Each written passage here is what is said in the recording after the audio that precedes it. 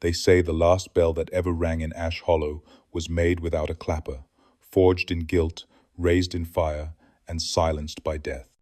The church it belonged to burned down in the year of the great drought, taking nearly the whole congregation with it. No stone was left standing, no sermon finished. And yet, long after the ashes cooled, travelers began hearing it toll, only at midnight, only once, and only if you were alone. What sin must echo so loud it refuses to stay buried?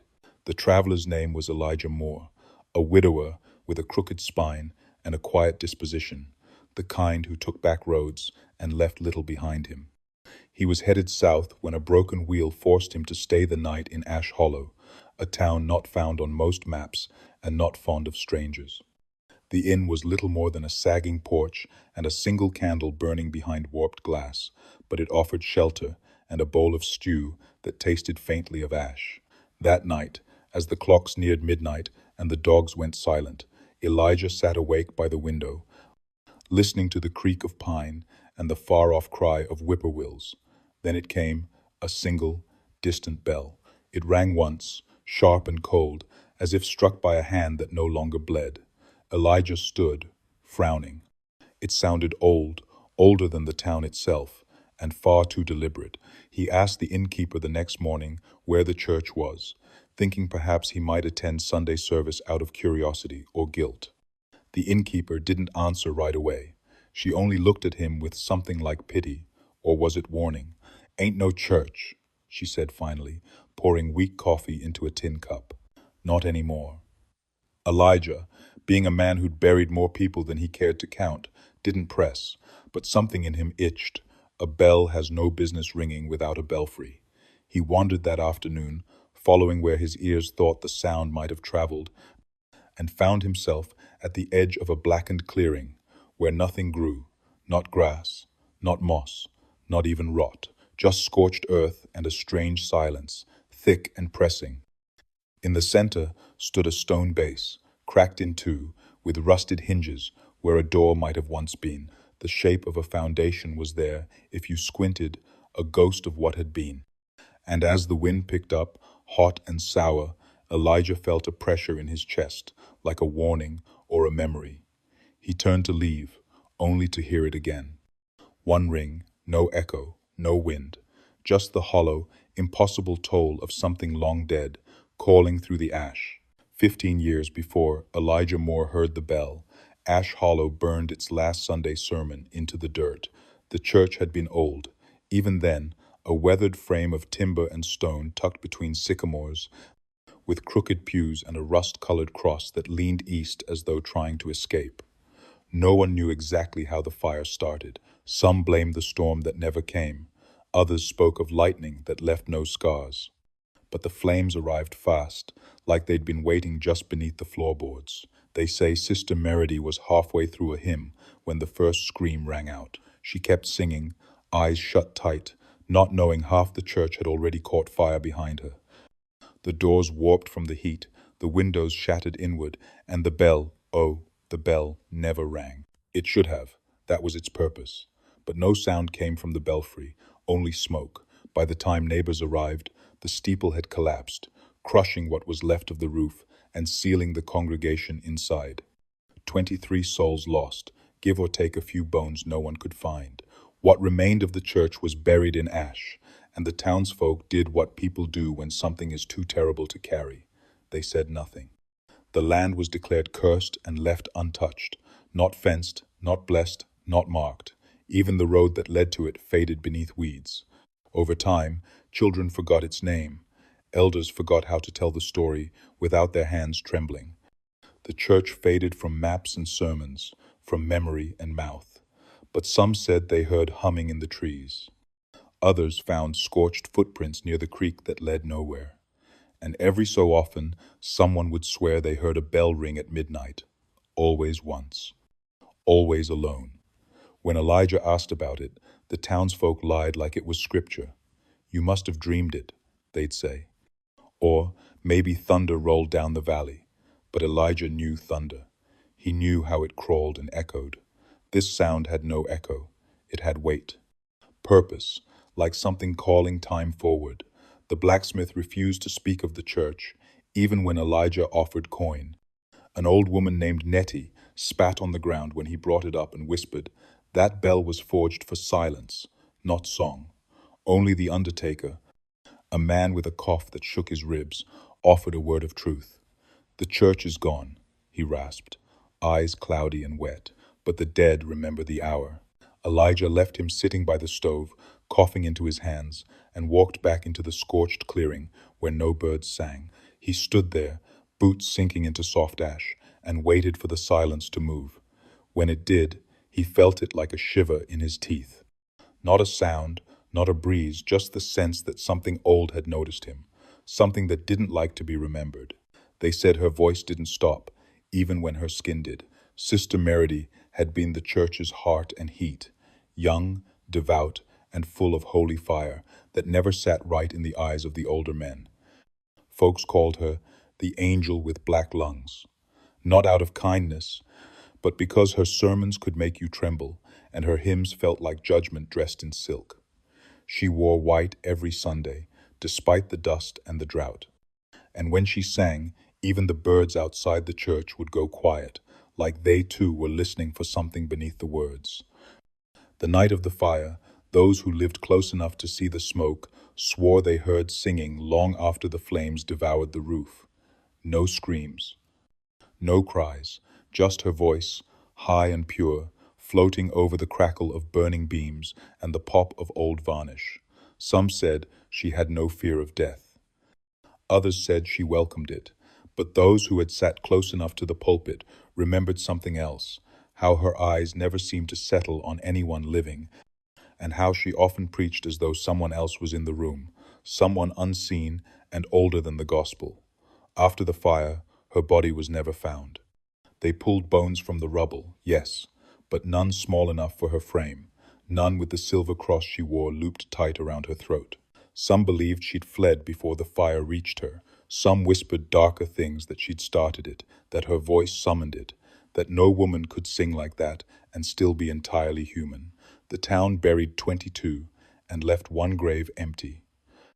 It sat at the end of the row, closest to the woods, marked with a headstone carved in haste, Sister Meredy, claimed by fire. But flowers never stayed long there. They'd dry and crumble in hours. The ground itself seemed to reject memory. And then came the dreams, first in the children, then the sick, then the dying. Dreams of a woman in white, standing in the smoke, mouth open, but no sound coming out, just breath, hot, relentless breath, like something exhaled from deep beneath the ground. Elijah didn't know any of this, not yet. But as he stood at the edge of the clearing that night, the ash stirring around his boots, he thought he heard humming, soft, tuneless, and wrong, not a melody, but a rhythm, like someone rocking slowly in a chair, singing not to soothe but to summon, the kind of sound that finds your bones before your ears. He turned away, telling himself it was the wind, though the air was still. Behind him, the clearing listened, and beneath the cracked stone, something waited to sing again. The first to speak of the choir was a boy named Abel, no more than 8, who slept too close to the edge of the clearing. His family's cabin sat just downwind of the old church ruins, and on windless nights, the ash would drift sideways anyway, as if moved by memory instead of breeze. One morning, Abel woke screaming, hands clamped over his ears, tears streaking down his face. "Too many voices," he cried. "They won't stop singing." His mother tried to hush him, blaming fever or a nightmare, but his nose bled for 3 days straight, and no doctor's tonic could calm him. He wasn't the only one. Over the next weeks, more children woke with the same story, songs heard in sleep, dozens of voices rising in harmony, all singing a hymn no adult could place. It wasn't the old Protestant verses or anything from the hymnals. This was older, stretched and strange, the syllables long and wet like spoken smoke. One child claimed it was in Latin. Another swore it was English, just backward, but none could remember the words. Once daylight came, what they did remember, always, was how the choir stood in rows, men, women, children, all pale and silent except for their mouths, which moved in perfect, inhuman unison. And at the center, always at the center, was the woman in white. She never sang, she only watched. Her eyes were burned black, and yet the children said she saw them clearly. Worse still, some children began sleepwalking. Their feet would find the old path to the church on their own. One girl, Ruthie, was found barefoot at dawn, standing in the dead clearing, eyes closed, swaying side to side as if still hearing the music. Her skin was covered in soot, but there were no footprints around her, just hers, as though she'd walked in alone and something else had come from beneath. Parents grew fearful. They locked doors. Some even moved away, saying the valley no longer kept its dead still. But not everyone could leave. And those who stayed learned not to let their children sleep near the woods. Elijah heard none of this, not yet. But as he passed by a house on the hill, he saw a small boy sitting on the porch, humming a broken tune under his breath. The boy stared straight ahead, unmoving, as if waiting for someone. Elijah tipped his hat, trying not to shiver, and the boy whispered something he wasn't meant to hear. "She says we'll all sing soon." Elijah froze. "Who?" he asked, but the boy only smiled, a thin, crooked smile, and returned to his silent melody. Behind the house, the trees stood unnaturally still, and in the ash-choked wind, Elijah thought he heard a note. Not music, just a pitch held too long by lungs that never tired. Dinah Bell was the only child in Ash Hollow who asked questions out loud. Most children, after the dreams began, learned to keep quiet. They were told not to speak of the humming or the woman in white. And if they did, they were punished, not harshly, but with a silence that hurt more than any slap. Averted eyes, bowls set down harder than needed, doors closed without a word. But Dinah didn't stop. She was 12, sharp-eyed and stubborn, the kind of girl who noticed when things vanished without farewell, like the man who delivered flour, or the old widow who once sang to her dog. "Gone to the city," her mother would say, over and over. But Dinah knew no one ever left Ash Hollow by choice, and no one went to any city, not really. So when she heard the bell toll at midnight for the first time, she didn't cry, she didn't hide. She sat upright in bed and whispered, "There it is." Her sister, younger by 4 years, and already fading into the hush, the town demanded, pulled the covers over her head. But Dinah got up and looked out the window. Nothing moved, not even the leaves. Just that sound, low, heavy, full of something that didn't feel like metal. It felt wet, alive. The next day, she asked about the bell in front of the whole schoolroom. Her teacher dropped a slate and turned to the wall to gather herself. When no answer came, Dinah pressed again. "If the church burned," she said, "and there's no bell left, then what are we all hearing?" Her voice rang loud in the still room. No one met her eyes.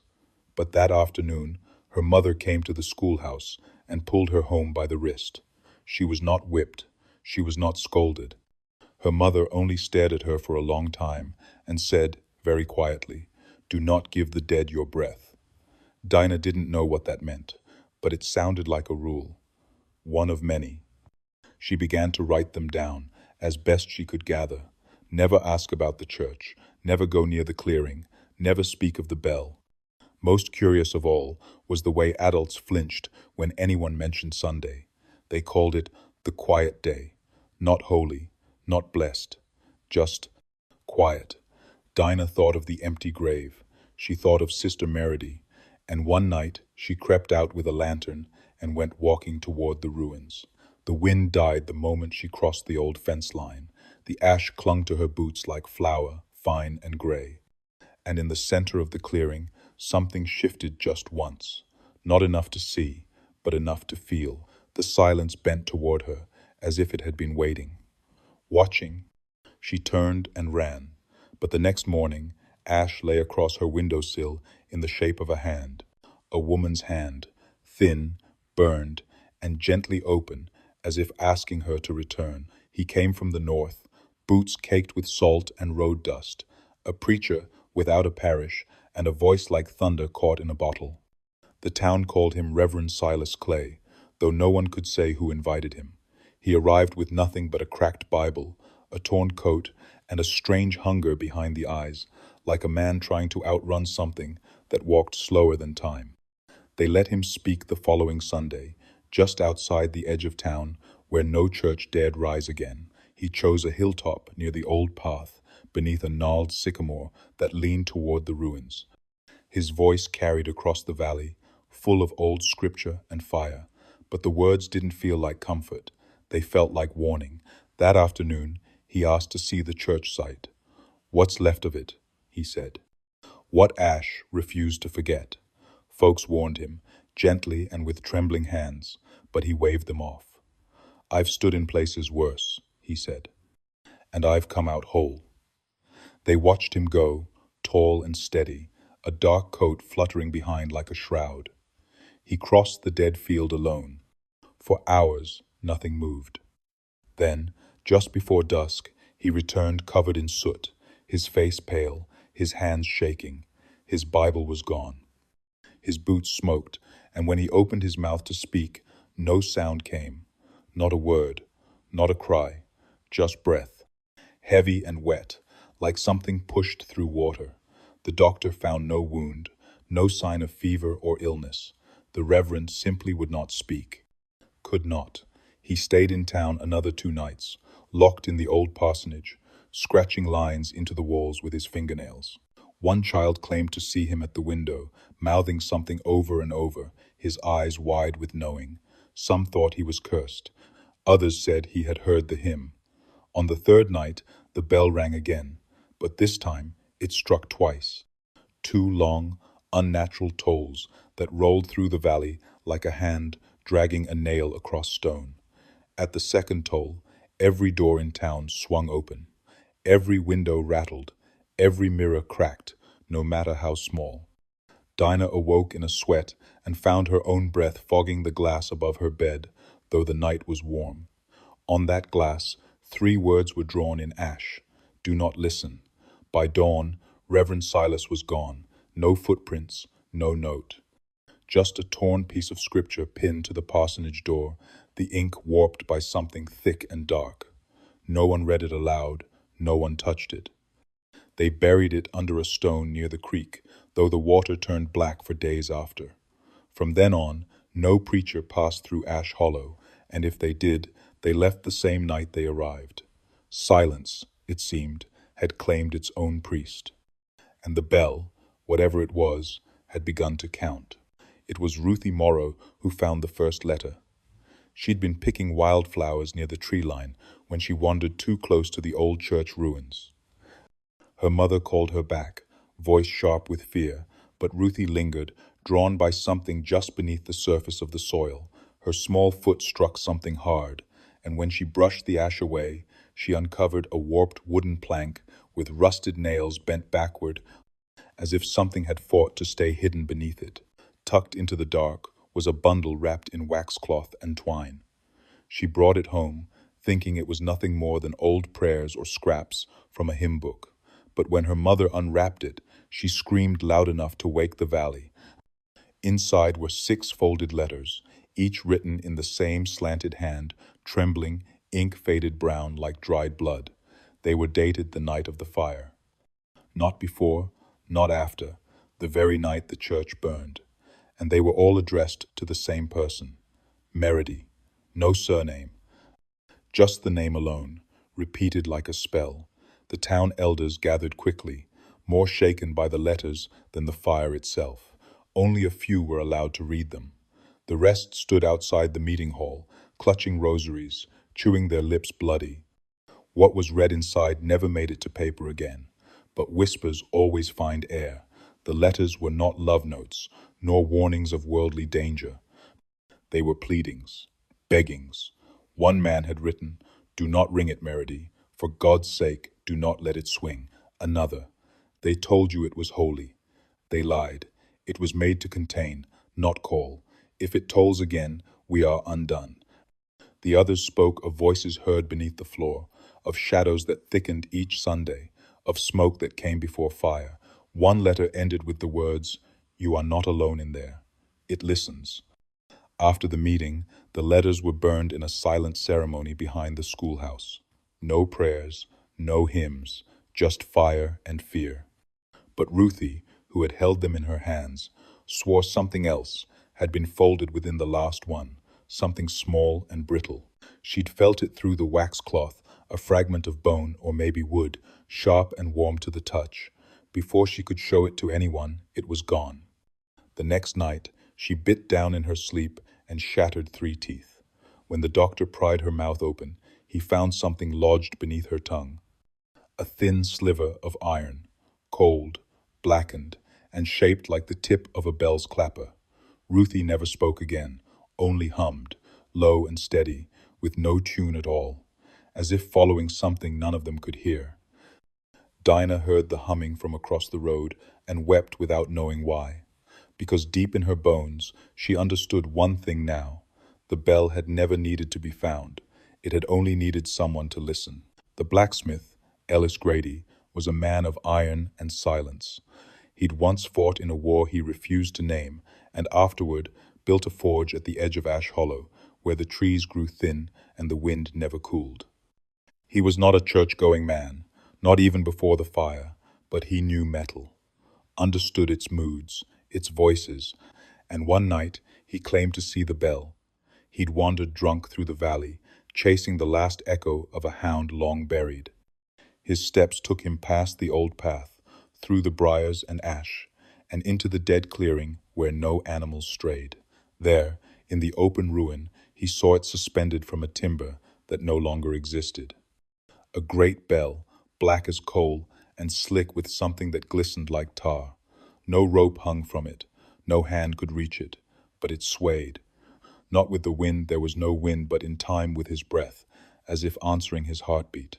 He stumbled back, sobered by fear, and then it rang, just once, a sound too deep for a man's ears, like a groan pressed through stone, like grief finally given shape. His vision blurred, and for a moment he thought he saw people standing around it, figures half burned, mouths open in silent scream, their eyes fixed not on the bell, but on him. He ran. When he returned to town, he was covered in black soot, coughing blood into his sleeve. He refused to sleep, muttered about eyes in the dark, and something rusted under his skin. Dinah found him sitting outside the forge the next morning, his hands raw, having hammered at cold metal all night with no fire lit. At his feet lay a twisted length of iron, shaped like a tongue, long, narrow, and pointed at the end. "It don't swing on its own," he whispered when she asked. "It waits, and when you see it, it sees you back." He died that evening, sitting upright in his chair, mouth packed with ash. They buried him without ceremony. No one claimed his tools, no one entered his forge. But that night, a sound echoed through Ash Hollow, not at midnight, but at dusk, a half ring, not full, not true, like a bell struck without enough weight. And in the stillness that followed, every nail in every house shook loose by a hair's width. Doors creaked open, windows fogged, and children began grinding their teeth in sleep, mumbling the same phrase. "It's coming back. It's coming back. It's coming back." Dinah sat awake in her room, clutching a piece of chalk she no longer remembered stealing from the schoolhouse. Without knowing why, she drew a symbol on her floor, a bell with no rope, circled by 12 ash marks. She stared at it until dawn, and when the light came, she saw her fingertips were stained black, not with chalk, but with soot, and her ears still rang. The creek behind Ash Hollow had always run cold, even in the heat of summer. It trickled through rocks, the color of bone, shallow and clear, bordered by cattails that never bloomed. Children were warned to stay away, not because of drowning, but because things were known to float upstream. Once, a man found his wife's wedding veil snagged on a branch near the bend, though she'd been buried in it 2 winters before. Another time, a cradle with no bottom came drifting past, its slats etched with marks that looked like teeth. But it wasn't until the night the sky refused to darken fully that someone saw her. Jonah Parrish, no older than 10, had followed his dog down to the water just past twilight. The air was too still, the light too silver, and the dog would not stop whining. Jonah knelt to drink, and that's when he saw her. A woman, waist deep in the water, dressed in white that clung like second skin. Her back was to him. In her arms, something small was wrapped in cloth, tight, careful, like a bundle that might cry if jostled. She stood motionless, hair floating around her like reeds, the water unnaturally still at her knees. Jonah blinked once, twice. Then she turned her head, not all the way, just enough to reveal one eye, black and steaming. The cloth in her arms shifted, and Jonah swore he heard it breathe. He screamed and ran, the dog howling beside him. His mother found him under the porch hours later, soaked and shaking, with a handprint burned into the back of his neck. The skin there peeled for days, revealing raw pink flesh beneath, shaped like a cross turned upside down. He wouldn't speak for a week. When he did, it was only to whisper. She was warming it, in the water, like a bath. Word spread fast, but not wide. Only the old families spoke of it, and even then, only behind closed doors. They said Meredy had no child in life, but perhaps she'd been given one in death. Or worse, perhaps it had always been hers. Dinah heard the story and felt the chill in her marrow. That night, she went to the creek herself, though every inch of her told her not to. She stood on the bank until her toes numbed and the fog began to rise, not natural mist, but something thicker, darker. Then, far down the current, she saw a shape half submerged, unmoving. She stepped forward, the water lapping at her shoes. But it was gone. No ripple, no splash. Just a sudden warmth in the air, thick like breath exhaled against her cheek. She turned to flee and saw the outline of a woman standing at the tree line, holding something close, rocking slowly. Dinah didn't wait to see the face. She ran until her lungs burned, and even then she felt watched. That night, she woke coughing water, her bedsheets soaked, her hands wrapped around nothing but still cradling. It began on a Sunday, a still one, the kind where the sky pressed too close and the flies moved slow, like they were wading through honey. That morning, the town awoke to dead chickens, curdled milk, and the smell of damp soot, though no fire had burned. Dinah counted 12 crows on the fence outside her window, all silent, all watching. Her mother, already pale from weeks of broken sleep, muttered a prayer with no name in it, and when the clock struck noon, it did not chime. The hands moved, but the sound was missing, like time itself had grown shy. Then came the night. At exactly midnight, the bell rang. Not faint, not far. It rang as though it stood in the very center of town. One toll, long, low, and alive. The sound was not heard, it was felt. It sank into the teeth, into the spine, into the walls. Every oil lamp flickered. Every dog whimpered. The dead hush that followed was not silence, but a listening, as if something vast and unseen had turned its head toward Ash Hollow to see who was awake. The next morning, the clocks were wrong, not slow, not fast. All of them read midnight, even the broken ones. And the crops, those that had still stood green and defiant, were rotted black at the roots. The cornfields reeked of iron and mold. Potatoes bled when cut. A calf was born without eyes. The town doctor, who never went near the ruins, found his medical books soaked through with creek water, though the windows had been shut and the roof intact. But worst of all was the quiet. No laughter, no sermons, not even gossip. Sunday had become something else, no longer sacred, just watched. It happened again the following week, and the one after, always on Sunday. Always at midnight, one ring, one toll. Dinah noticed the pattern. With each bell, something vanished. A cat, a man, a memory. Small things, at first, names slipping from the mouths of loved ones. Whole rooms gone dark, though the sun shone outside. On the fourth Sunday, an entire family left their table mid-supper and walked barefoot to the clearing, eyes wide and blank. When found at dawn, they were kneeling in the ash, their hands pressed flat to the ground, mouths full of soot. They remembered nothing.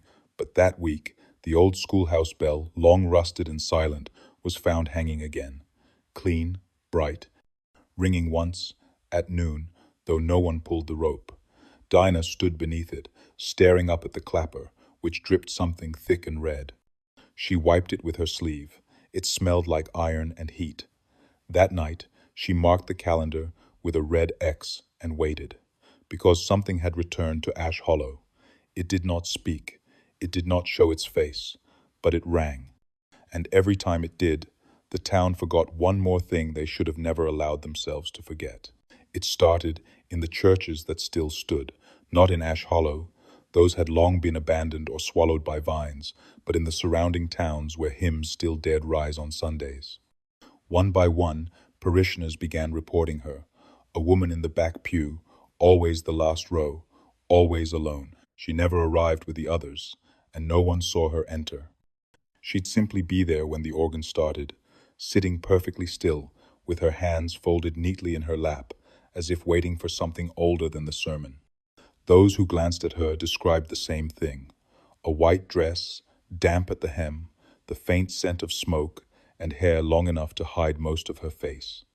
But when the preacher reached certain words, words like resurrection, fire, forgiveness, she would lift her head just slightly, revealing skin blistered at the edges and eyes that did not blink. The children were the first to notice what the adults could not speak.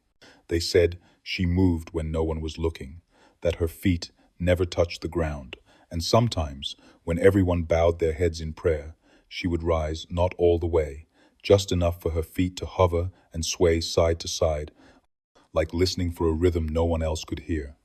After service, she'd vanish, always, never out the front doors, never through the aisle, just gone. Preachers grew wary. One collapsed mid-sermon after locking eyes with her. Another left his congregation altogether, swearing that he'd heard her voice humming through the church's floorboards, a low dirge with no beginning and no end. They said she followed the sound of bells, that wherever a bell had once rung but now stood still, she would appear, like an echo trying to find its origin. Dinah read about her in a letter passed in secret by a traveling merchant who claimed to have seen the woman in two different churches, miles apart, on the same day. He called her the Smoke Sister, said she didn't pray, just stared. Dinah couldn't stop thinking about it.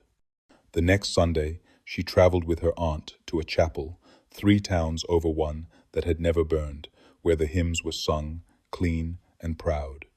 But as the preacher lifted his voice, Dinah turned slowly in her pew and scanned the back row. There she was, exactly as described, dress still wet, head bowed, hands folded like she was holding something heavy and small. No one else turned, no one else flinched, as if she belonged there, as if she'd always been there. Dinah watched her for the whole sermon, heart pounding. But when the final amen rang out and she blinked, the woman was gone. In her place, ash covered the seat, and a small, round object lay where her hands had rested, a single blackened tooth, warm to the touch, with a whisper trapped inside that said, "I never left."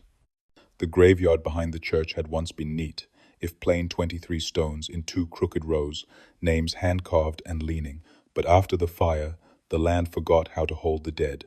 Grass refused to grow there. Moss turned black.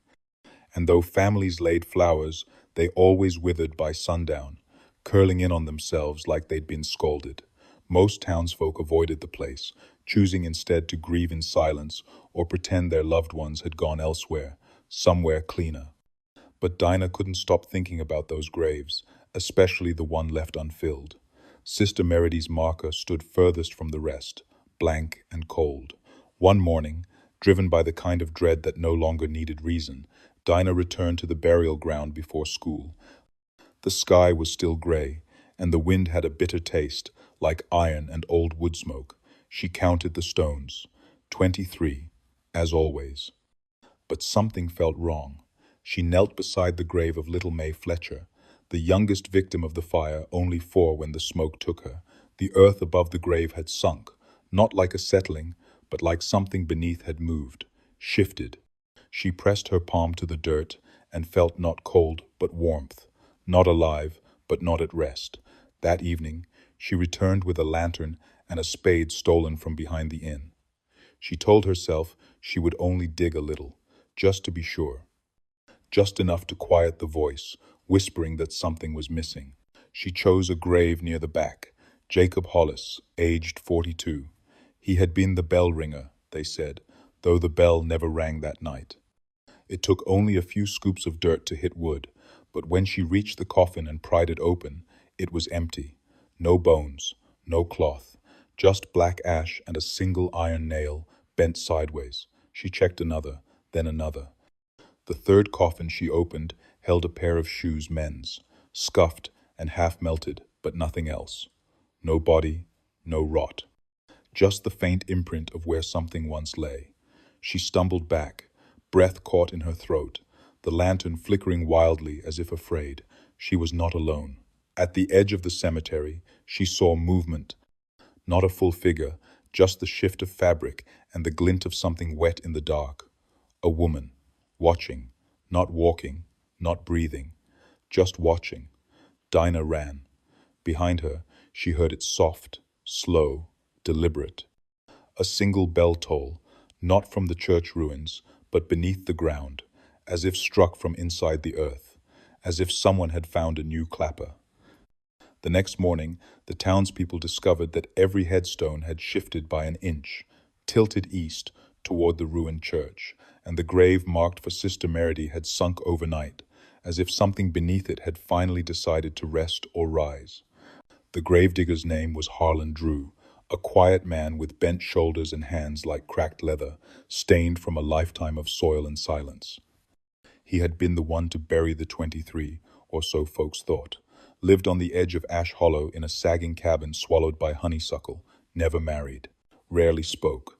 But after the graves began to shift, Dinah went to him, not with accusations, just a question. Did you bury them all? He didn't answer at first, just stared at her with watery eyes and slowly lit his pipe, the smoke curling in slow spirals that never rose past his chin. Finally, he said, I did, twice. She blinked. Twice? Harlan nodded, slow and tired. First time was after the fire. Ash still warm. Folks wanted it done fast before the moon changed. Said it was a kindness. He spat into the dust. But there was no peace to be had. Dinah listened as he spoke, his voice the sound of something old being pried open. The coffins were made in haste, nailed shut before they cooled. But the dead, he said, would not stay still. 3 nights after the burial, he returned to place wildflowers for a friend and found the earth cracked open, not dug, not disturbed, but split like something had pressed upward from underneath. He opened one coffin and found it empty. Another held only soot and a clump of hair, still warm. The rest he did not speak of, only that the town elders came to him, hollow-faced and shaking, with orders and silver. They told him to bury them again, far deeper, with salt and iron and words he was not meant to understand. So he did. Dug until the earth turned cold and strange. He lined the graves with broken glass and nails, crossed each body's arms wrong over their chest, and filled the mouths with river stones. But it didn't hold. He'd wake some mornings with dirt beneath his nails, with no memory of having left his bed. Tools would vanish, then reappear, covered in ash. And always, always, that bell, just once, faint, like it rang from a mile below. He looked at Dinah then, truly looked, and whispered, some things don't want rest. They want remembering. She asked why no one had ever spoken of it. Harlan laughed, a dry, bitter sound, because the moment you speak it, it hears you again. He paused, then added, and the moment it hears you, it follows. That night, Harlan Drew walked into the woods with a lantern and shovel and was never seen again. All they found was the pipe still smoldering on his porch, and a trail of footprints that ended at the edge of the graveyard, stopped clean, as if lifted mid-step. And in the hollow where he'd once lived, the wind began to hum, a low, rhythmic sound, not a song, a summons. It was a boy named Thatch who found the sermon nailed to the tree. 11 years old, with a bad foot and a habit of wandering where he shouldn't, he'd been following a crow deep into the woods behind the schoolhouse. The trees there grew wrong, too tight, too tall, leaning as if eavesdropping on secrets buried beneath the soil. The crow vanished, but the boy found something stranger, a pine tree split by lightning years ago, its trunk charred black and hollow at the base. Nailed to the open wound was a sheet of parchment, crisp despite the damp air. The nail that held it was not iron, but bone, carved sharp, pressed deep. The writing on the page wasn't ink, it was darker, clotted, something that had dried thick, then cracked. Blood, Thatch thought, though he couldn't say why. The handwriting was crooked and rushed, like someone had written while shaking, but it was legible. It began like a sermon. Beloved, do not be deceived by the silence of ash. Fire remembers. Then it changed. Each line after that was a name. No context, no dates, just names. Dinah's among them. Then, beneath the list, a sentence. One for each toll, one for each Sunday, one for each hand that turns away. Thatch brought the parchment to the schoolmaster, who turned white and locked it in his desk without a word. But the next morning, the desk was empty. The sermon was gone. That Sunday, the bell rang not once, but 3 times. With each toll, the ground shook. Light bulbs burst in homes that had them, and in the schoolhouse, a crack appeared down the blackboard, clean and straight. Dinah knew her name had been on that paper. She had felt it like a pressure behind the eyes, a cold breath on her neck. She began looking for other pages, in the hollow of trees, under stones, behind peeling wallpaper. She found another behind the old altar's remains, wrapped in wax paper and tied with hair. This one was shorter. It read, "The bell does not call the dead, it calls memory. And memory is the hungriest thing of all." The days after, children began speaking in sleep again, not in their own voices, but in tones that belonged to elders long buried. One boy repeated a prayer no one had used since the church burned. Another girl wept for a baby she'd never born. The town turned inward. Windows stayed shuttered. Clocks were covered with cloth, but it did not stop. Each Sunday, the bell rang louder, and each time, the ground gave something up. An object left in a grave, a tooth pulled from ash, a shoe still warm. The sermons, it seemed, were not meant to be read aloud. They were warnings, maps, and someone or something was using them to count backward, toward the first fire, toward the last breath, toward the bell that never stopped ringing.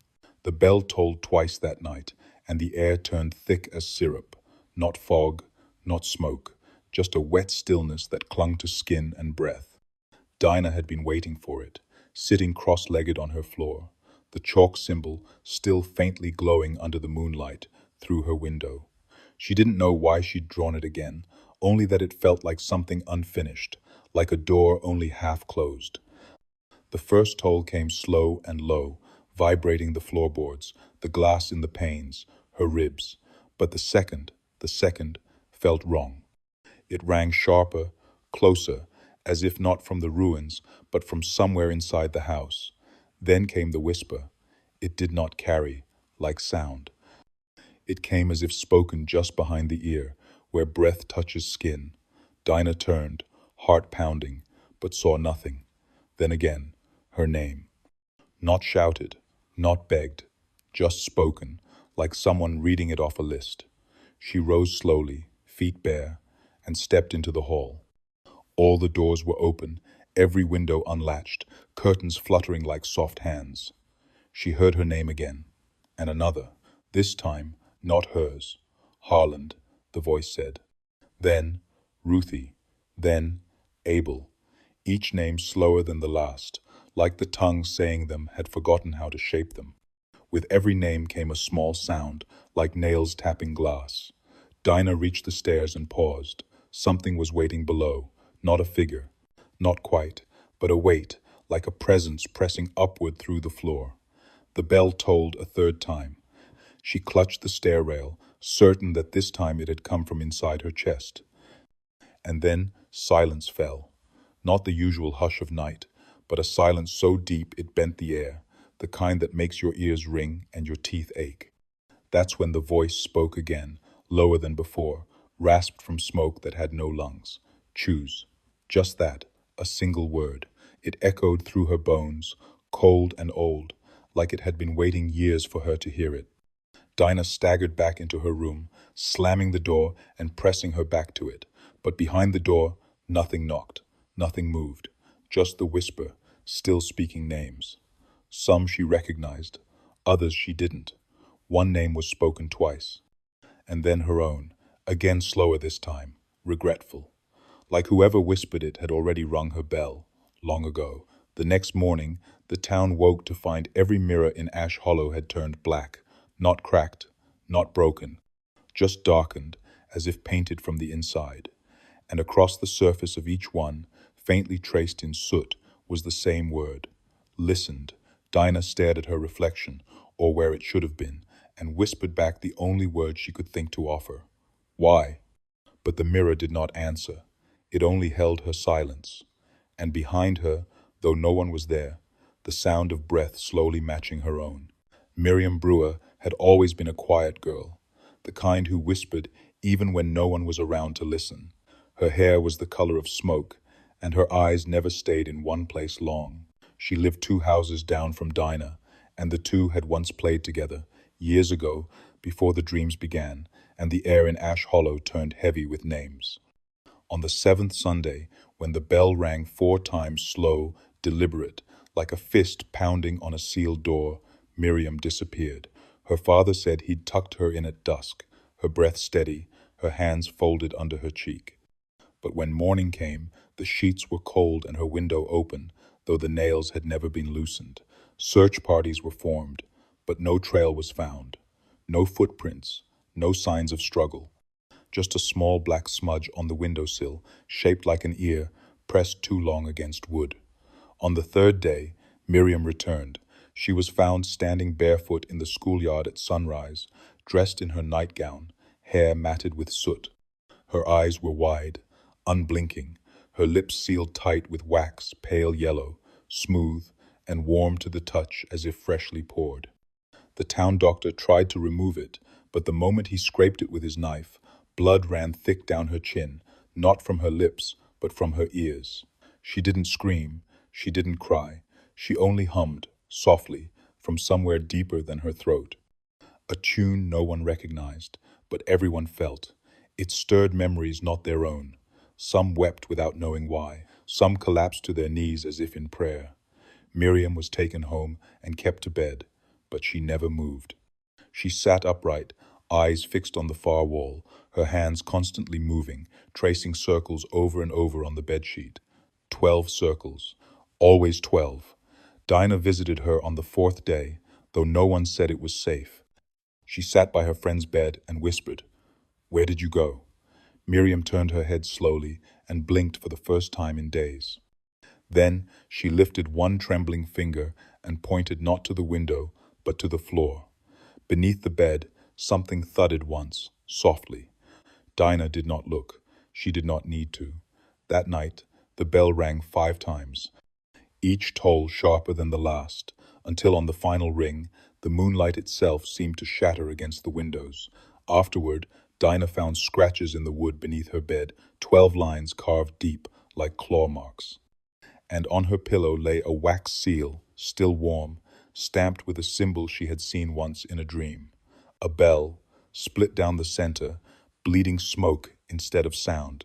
Miriam never spoke again, but each Sunday she smiled.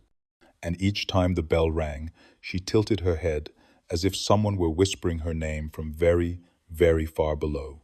They found him at the edge of the hollow, hunched over a forge that had not burned coal in years. Walter Finch, the bell-maker. He had lived long past his usefulness, or so the town believed. Blind in one eye, hands twisted from heat and time, and too stubborn to die, he spent his days muttering to the wind, and his nights hammering iron that no one asked for. But when the bells began to toll again, louder and closer, Dinah followed the sound to its source. And it was not the ruins. It was Walter's shed. She found him there, hunched like a question mark, his shirt soaked in sweat, his arms smeared with black soot. Before him sat a shape covered with cloth.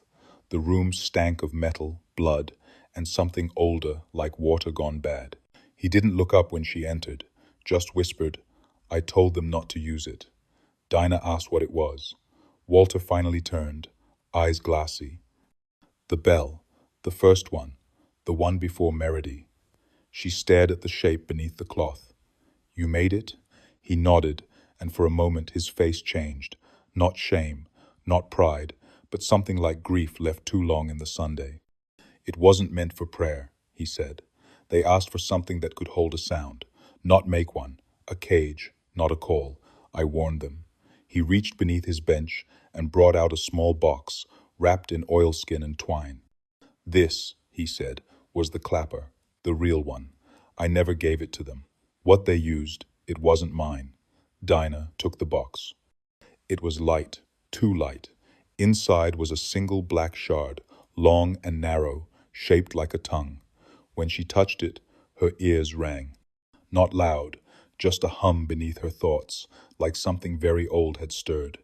"They forged a second one," Walter said, "used her voice to strike it. That's why it sings still.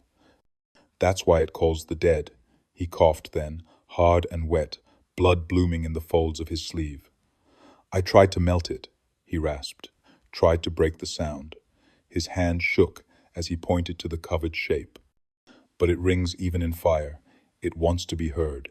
Dinah stepped closer and pulled back the cloth. What she saw was not a bell, not anymore. It had changed, warped, blackened, hollow, and wrong. Its mouth was split, as if something inside had clawed its way out, and etched along its rim, in script scorched into the iron, were names. Her name, her mother's, Miriam's, names yet to be called. The bellmaker wept then, quiet and broken. "It remembers every voice," he said, "even the ones it hasn't heard yet." That night, Walter's forge burned down to the stone.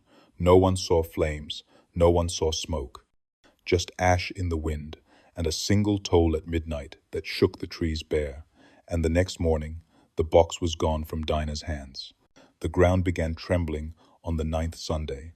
Not enough to break the glass, not enough to send walls crumbling, but enough to make every picture frame rattle, every chair creep half an inch across the floor.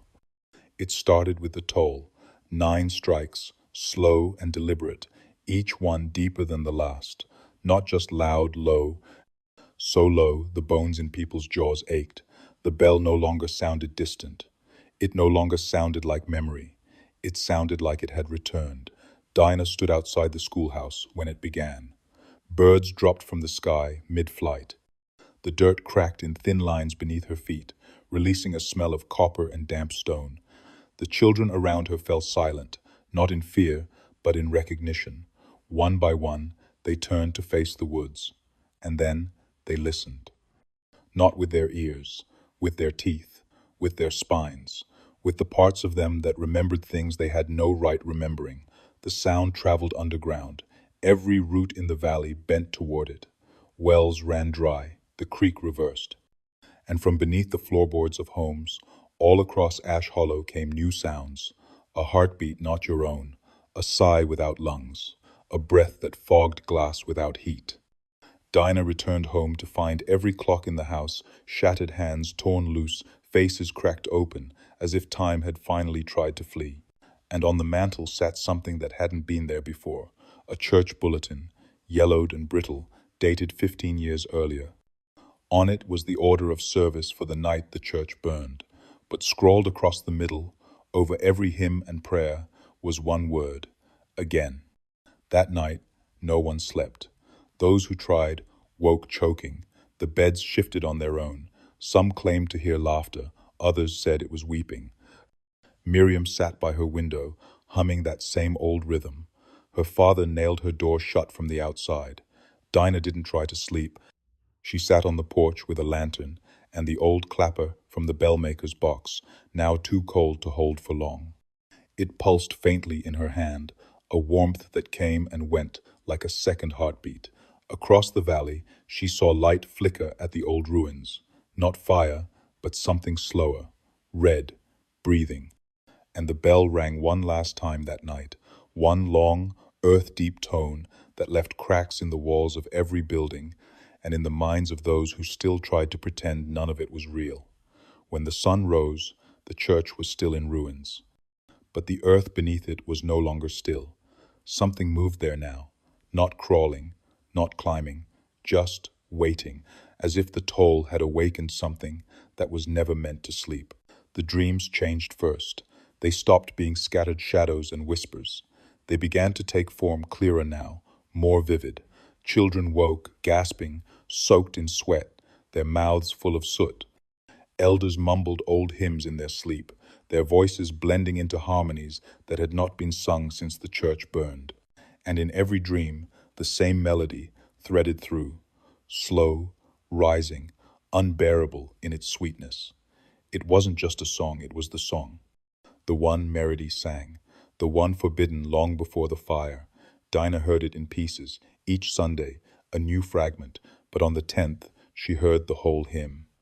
It came not in sleep, but in waking, during the lull before dusk, when the sky turned the color of cooling ash. She was alone in the schoolhouse, flipping through the last of the salvaged hymnals, when her fingers brushed a page that hadn't been there before. Thin parchment, soft as skin. No title, no composer, just notes stretched like bones and lyrics, etched in the language of old sermons, simple words, but placed wrong, twisted slightly, like prayer said backward. She read them once and bled from the nose, read them twice and could no longer hear the birds outside. When she dared hum it, even softly, the floor groaned beneath her. She stopped, but the tune stayed, clawed into her mind. That night, she heard it again outside, carried on the wind like a funeral procession with no feet. And she was not the only one. By morning, 7 others had heard it too. One was found standing in the churchyard, eyes burned white, humming through cracked lips. Another had carved the melody into his walls, the notes seared into the wood as if by fire. The song had a name now, though no one spoke it aloud, the final hymn. It wasn't sung to honor the dead, it summoned them. Dinah read the town records and found mention of it only once, buried in a page about her great-grandmother's sister who had gone missing the week before the fire. A margin note in someone else's hand. Do not allow the children to sing the hymn. It opens the gate. That was the week the dogs stopped barking, the mirrors stayed black. The clocks refused to move past midnight. And in every home, faint beneath the creaking of old boards and shifting timbers, a hum could be heard. Low, endless, rooted deeper than the valley. Dinah sat in her room, afraid to speak, afraid to breathe. The parchment with the hymn lay hidden under her bed, yet the tune still filled her head like smoke. She knew what would come next. Music, once heard, longs to be repeated. And the bell was not the only thing that wanted to be heard. The hymn was waiting. And soon they would all be made to sing. On the 13th Sunday, the bell rang 13 times. No more, no less.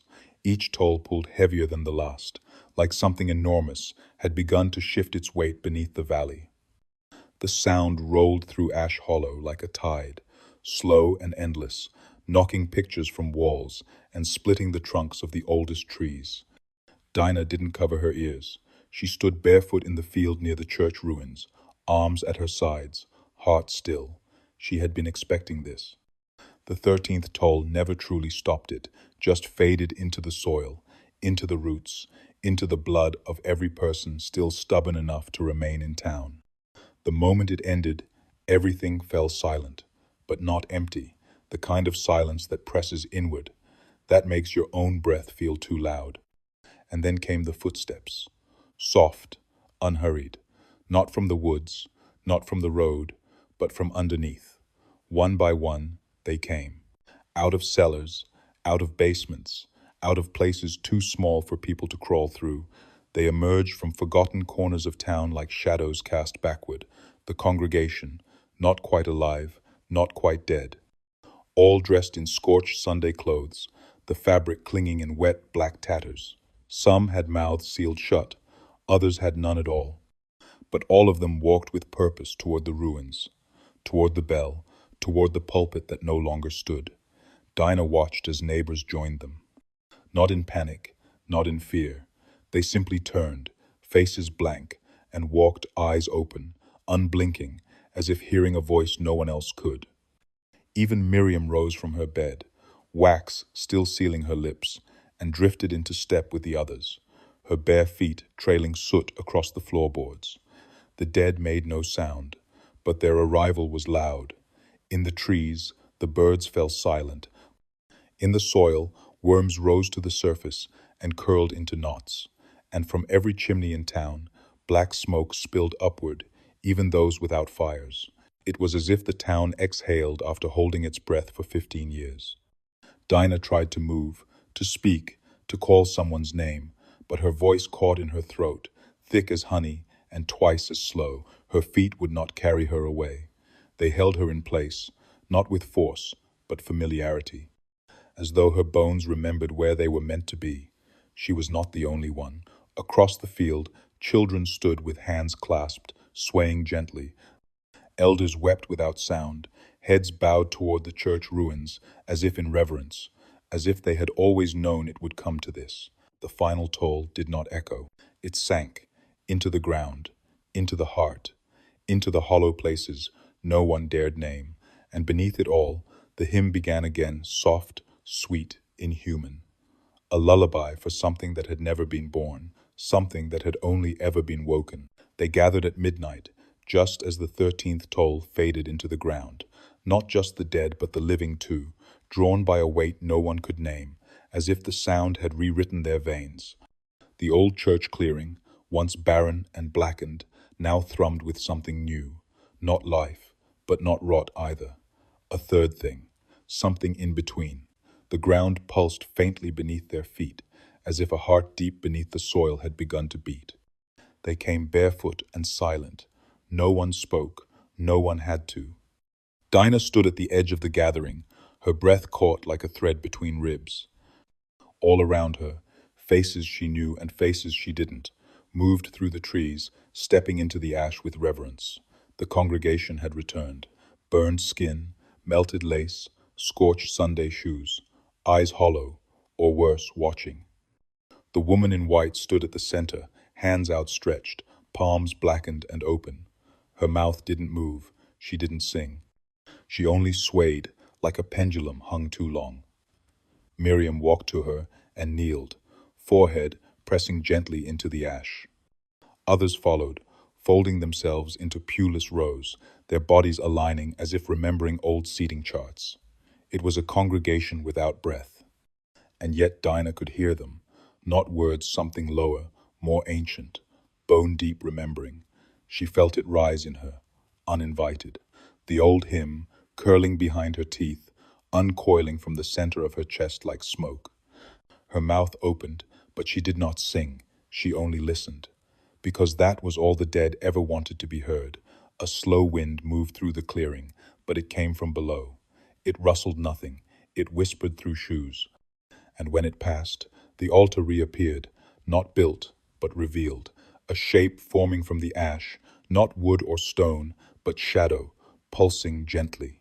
Atop it sat the bell, whole, unbroken, forged from something darker than iron. Its mouth was wide, and from within came no clapper, just breath. Heavy, warm breath, as if the bell itself exhaled. One by one, the names were spoken again, not by a person, but by the place. The trees bent inward to listen.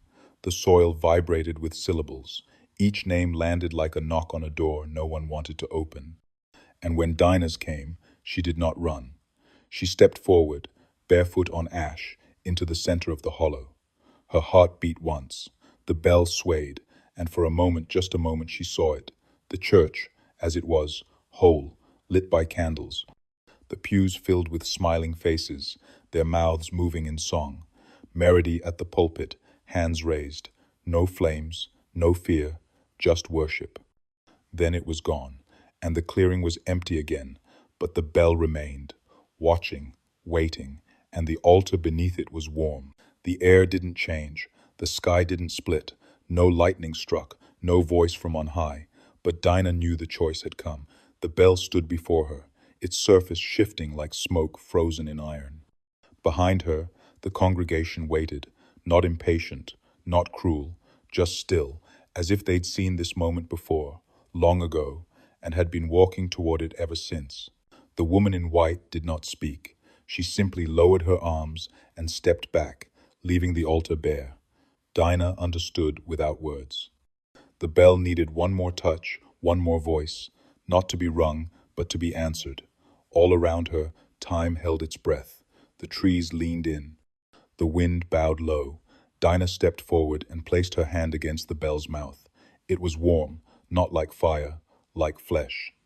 It pulsed beneath her fingers, a heartbeat that did not belong to anything living, and yet had outlived every name carved in stone. Her lips moved. She didn't know the words, but they came. A whisper first, then a hum, then a melody older than her bloodline, older than the valley. It was the hymn, and this time she was not alone in the singing.